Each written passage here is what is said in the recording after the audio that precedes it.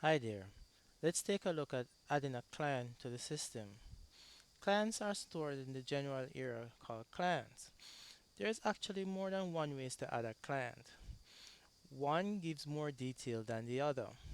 Let's start with the one that gives the less detail. If you were to create a new loan application and needed a, a client to be added to that loan, you don't necessarily have to go back to the client's area. Here I'm on a new loan application. And if I click the drop down, there are only three clients on this system currently. But none of these three clients are the clients I want to give a loan to or start a loan application process for. By clicking the new button right to the side of the property itself, I can easily add a new client.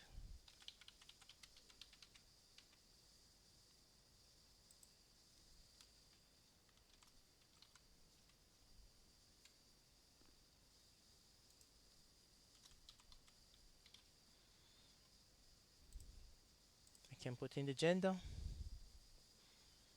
I can put in the nationality, I can even add the address if I wanted to. Now, this is called quick add for a reason. So there I have a loan. Well, if I save it, I'm gonna need some more information. I just did it so you could see as well. Needs a credit officer, need a loan purpose, need a requested loan amount, all those things. So let's put those in. Save this loan, and we're gonna look at the longer version of adding a client to the system. So that loan application is saved. So we can come back to this one later. It's been assigned in loan application number 35. If we should navigate to the client's area, we would see the client that we have just created here. Now, we can, at a later time if wanted, come here and add more details because we had used a quick add to add this client to the system and, moving quickly just to get the loan application process going. We did that, but we still have the opportunity to come back and fill in the missing details. Now, creating a client the extended way is simply, coming to the client's area and clicking yes. Notice that you're seeing the same fields as you would with the quick add, but you're seeing much more fields than you would with the quick add. So here you have the ability to add IDs. These will just be listing the loans that the client has had in the past if there's an existing client, and the loans that this client had secured in the past, because having a loan and being a co-borrower to a loan are two different things. So let's look at how much information we can collect for a client. And by and for sure, this can be extended to add more fields if you need it. Let's give it a TRN.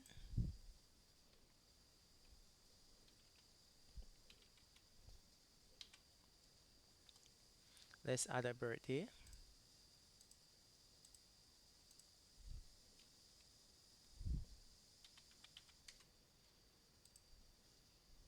We could add email address if you want. We could make this person a female because there's a female. The person may have a maiden name, so that field is then shown. So let's say this is a Susan Beckford,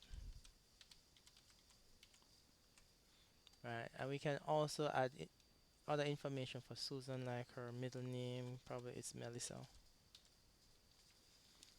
and a maiden name of Grant, alias, probably person's call her Becky. We could add both mailing and home address if they differ, and the home address allows you to give directions as well, right?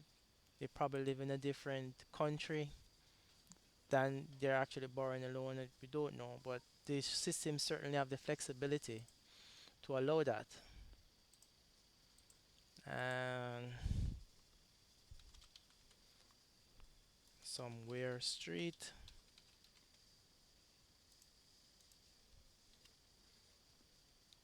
If we could add some directions, giving like landmark, those kind of things. And if we save the address, it gives you abbreviated synopsis of the address. So this is somewhere street in Kingston, Jamaica. The same would be for the mailing address. The other details which I'd also like to showcase is you can add the NIS number, number of family member the person is living with, that they applied for a loan prior, if they're paying rent, that sort of thing. You can actually collect notes on the person, their spouse information, mother information, and these information are very detailed. So you could ask information about the spouse by adding a photo. You know, you say that's the spouse, the full name of the spouse home address, the first name, last name, that sort of thing. Almost similar to the information you collect on the person themselves. Even phone numbers. So let's collect a phone number for the spouse. And this is a mobile phone,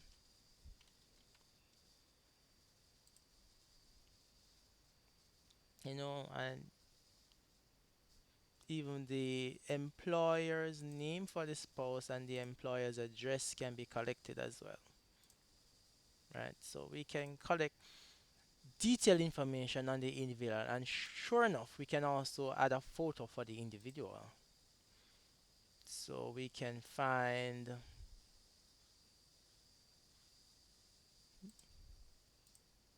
just using a photo, right? We can also add IDs for the person if we have collected them.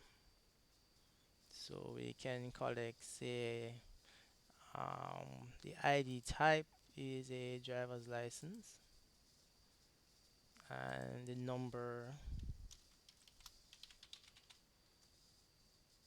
expiration date of the driver's license. Probably it expires sometime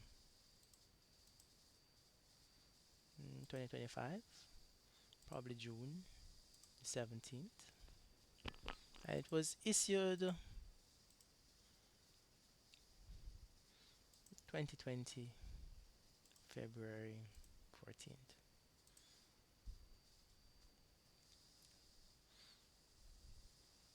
So that's the driver's license. And again, we could add phone numbers for the individual, as many phone number as the individual has. I mean, this could be the work phone number, and maybe they have an extension.